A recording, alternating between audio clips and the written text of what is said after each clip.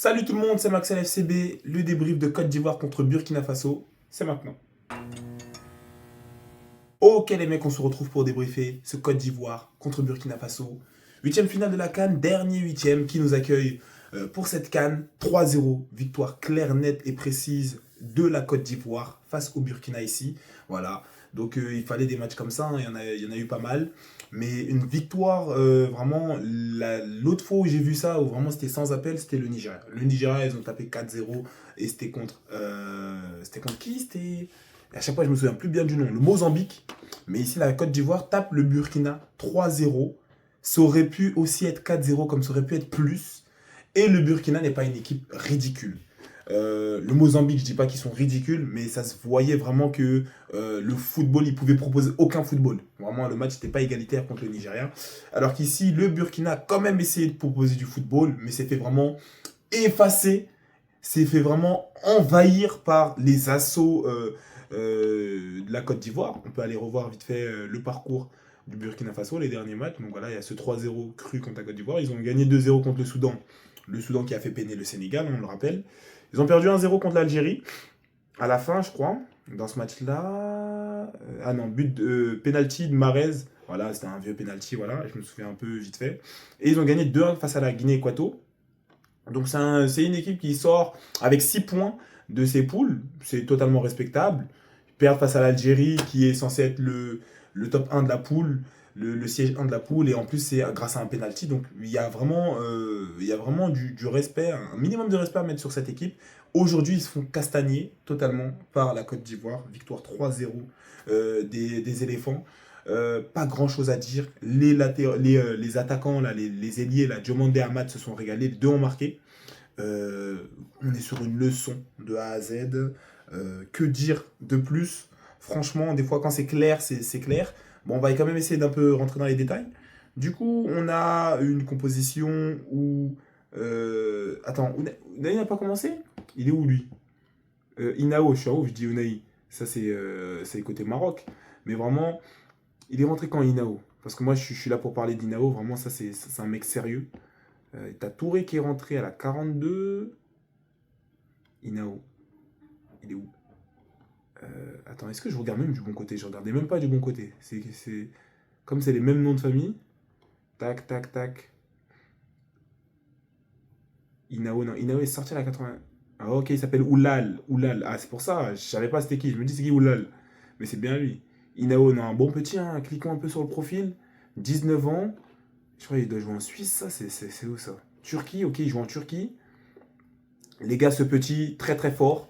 Et c'est de ça dont a besoin la Côte d'Ivoire. Si vraiment on doit donner un défaut à la Côte d'Ivoire, parce qu'on est là pour ça, hein, je suis camerounais, donc je dois donner un défaut à mes frères ivoiriens, alors qu'ils ont gagné 3-0 sur un match éclatant, c'est vraiment ce milieu de terrain qui est assez vieillissant, assez gros, assez rempli de garba. Et voilà, d'Atcheke, c'est ce milieu de terrain, on mange bien.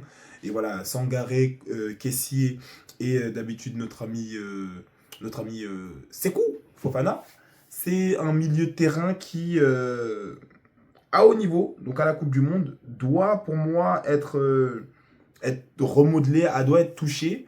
C'est cool, il est parti s'asseoir. Inao a joué, donc ça c'est très bien. Pourquoi? Parce que sur certaines offensives, comme sur les côtés, tu as Diomandé, tu as Ahmad. C'est comme ça qu'ils ont marqué leur but, surtout pour Ahmad. Et qui est comme ça qu'Ahmad aussi a marqué contre le Cameroun.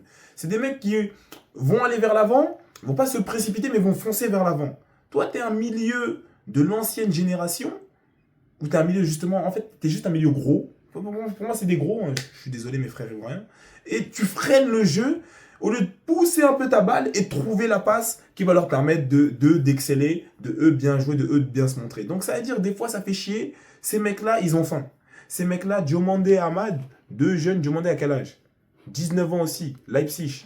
Ahmad, 23. Ahmad, on dirait il est plus jeune que Diomandé, mais Diomandé est bien plus petit qu'Ahmad. Et ben, Ahmad, je pensais que c'était un petit aussi, hein. Ahmad, tu connais quand tu vois un petit Ahmad, tu vois, Ahmad, ça fait petit garçon. T'as l'impression qu'il a 18 ans, maintenant il a 23, c'est même plus grand que moi. Je crois que ça doit être un 0-1 ou un 0-0. Mais, euh, mais voilà, en tout cas, ces mecs-là, ils ont faim, ils ont envie de se tuer pour la sélection. Belle connexion entre Ahmad et Doué. Donc ça veut dire vraiment les deux, vraiment, ils ont bien pivoté. Ahmad s'est bien servi des appels de Doué. Et voilà, des fois il le retouche, des fois il le retouche pas. Ça te permet de faire autre chose. Ça a donné un but d'ailleurs. Donc voilà, Doué très très courageux, très très don de soi. Où des fois on va pas lui donner la balle, il va faire son effort mais il le fait pour l'équipe. Et après il va revenir en défense. Il est correct aussi en défense. Donc vraiment, c'est carré. Il y a une belle synergie qui se crée. Et vraiment voilà, il y a des fois où ça sera pénalisé.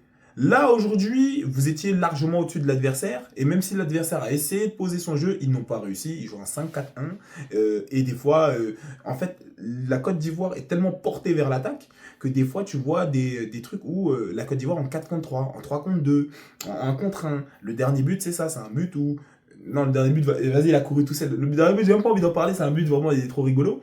Mais très souvent, lors d'offensives ivoiriennes, tu vas avoir des 4 contre 3, des 3 contre 2. La Côte d'Ivoire va être en supériorité numérique par rapport à l'équipe qu'ils attaquent. Et donc ça, c'est quelque chose que j'ai peu vu dans la CAN, où quand tu attaquais, moi par exemple, je suis camerounais, à chaque fois qu'on attaque, on est en 2 contre 5, 2 contre 4, 1 contre 3. Donc ça veut dire c'est des trucs où, quand la Côte d'Ivoire, tu vois que eux ils sont en supériorité numérique dans une attaque, c'est là où tu te dis, les gars, vous devez être un peu plus sérieux et planter plus. Bon, vas-y, on me dira toujours, Max FCB, tu abuses. Il y a 3-0, toi tu veux toujours que le match finisse à 7-0, ça n'existe pas. Je suis d'accord. Mais le sérieux, tu vois, le sérieux n'a pas été apporté et je pense que les Ivoiriens seront d'accord avec moi. Il y a des moments où tout le monde teste ses dribbles. Même le latéral gauche, à un moment, il doit vite jouer vers l'avant, il s'en fiche, il revient sur lui-même, roulette dans le vide, et puis il dribble quand même. Donc en fait, c'est ça qui m'a énervé. C'est qu'ils n'étaient pas sérieux, mais parce qu'ils sentaient que sans être sérieux, ça suffit pour dribbler les mecs en face.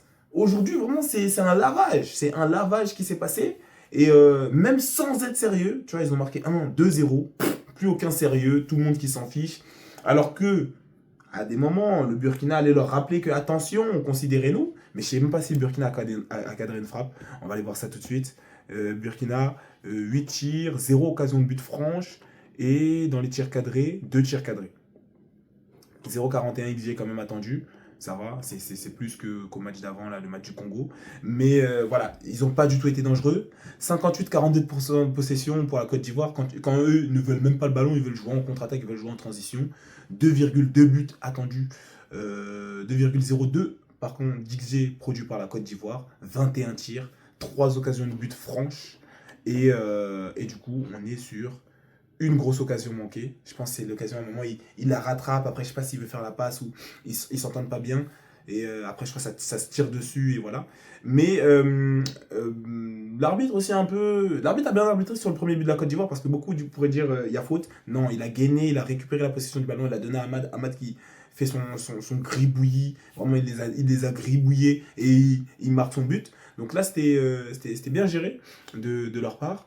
20 fautes à 17 par contre Côte d'Ivoire les gars c'est un match interminable là, ça fait chier en fait c'est du foot africain et voilà c'est du foot sauvage si vous voulez voilà il a dit les Africains sont sauvages ok j'ai dit mais les gars laissez tout c'est pas faute des fois il y a des contacts même le match d'avant il était pénible à regarder parce que tout c'est faute si je peux donner un match voilà ça n'a rien à voir hein. Je fais une digression parce que je dois faire durer la vidéo doit durer 10 minutes et donc là je suis en train de perdre du temps mais si je dois faire une digression vraiment sur un top match que j'ai guetté l'année dernière et où l'arbitre ne sifflait quasiment rien et c'était très bien comme ça, c'était le PSG Liverpool les gars. Souvenez-vous, PSG Liverpool, aller comme retour, la rencontre était encore plus grandiose qu'elle l'était parce que bon, le niveau de jeu on est sur ailleurs, on est sur autre chose, on est sur notre planète, il n'y a pas de souci, mais parce que l'arbitre comprend qu'il y a des coups, il y a des contacts et que vas-y ça continue. Les arbitres de cette CAN normalement ils doivent être habitués à arbitrer des matchs africains, des rencontres africaines et doivent laisser certains trucs. Il y a trop de je peux me jeter facilement et puis c'est fini. Non, il faut responsabiliser les joueurs. Puisque là, sinon, on joue pas comme des Africains, on joue comme des salopes un peu. Je dis la vérité, je dois plus être vulgaire en plus. Faites cette résolution, mais je l'ai été. Et ça m'énerve. Parce qu'on plonge trop, tout faute. Des fois, le mec s'en sort, tu siffles la faute au moment où il s'en sort. Siffle même avant. Là ça s'est passé, à un moment, il tient, je sais plus c'est quel milieu, et il voit rien qui est tenu, il s'en sort. Il a une occasion de créer quelque chose, tu le stops. Donc ça abîme le jeu et ça fait que la rencontre perd en spectacle et je trouve ça dommage. Je pense qu'on devrait siffler beaucoup moins. Ouais, siffler les trucs importants et voilà, c'est des plus de la VAR. Il n'y a pas de souci à céder de la VAR. Des fois, t'as vu, des fois, t'as pas vu. Mais voilà, il y a des trucs qu'on siffle et c'est de la merde. Et on devrait arrêter. Que dire? But d'Amad, excellent. Il gribouille les adversaires. But de Diomandé, excellent encore. Amad qui fait la passe, je crois. Ouais, c'est Amad qui fait la passe. C'est Kessié qui laisse passer.